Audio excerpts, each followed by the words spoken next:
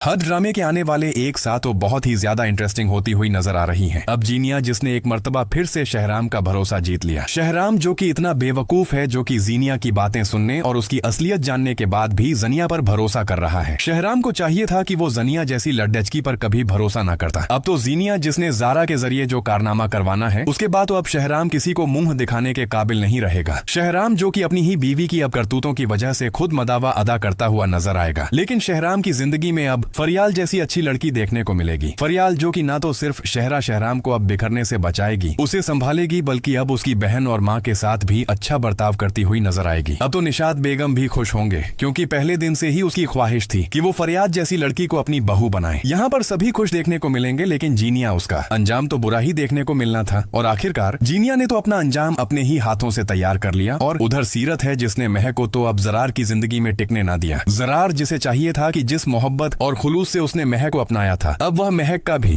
साथ देता, लेकिन वह है कि अब अपनी माँ की बातों पर अमल कर रहा है। उसे लगता है कि वह उसकी माँ ही उसके लिए सब कुछ है, यह जानते बूझते हुए भी कि उसकी माँ का महक के साथ क्या रवैया है। वह एफ कर रहा है अपने बेबी को उसी घर में रहने के लिए। लेकिन आखिर जीनिया और सीरत की असलियत जानने के बाद जरार भी ज्यादा देर तक अपनी माँ और बहन का साथ नहीं दे पाएगा। आप लोगों को ये ड्रामा कैसा लग रहा है और इस ड्रामे में किसकी एक्टिंग को लाइक करें? कमेंट सेक्शन में अपनी कीमती राय का इजहार लाजमी करें। मज़ीद ऐसे रिव्यूज के लिए हमारे चैनल को लाजमी सब्सक्राइब कर लें। तरफ आने वाले एपिसोड में आप लोगों को ये भी इंटरेस्टिंग सीन देखने मिलेगी कि आखिरकार जीनिया जो है वो एक बहुत ही बड़ा गलत कदम उठाने जा रही हैं, क्योंकि जीनिया जो चाहती है कि फरियाल की भी शादी में कभी भी होने नहीं दूंगी और शहराम की भी जिंदगी में तबाह और बर्बाद कर दूंगी।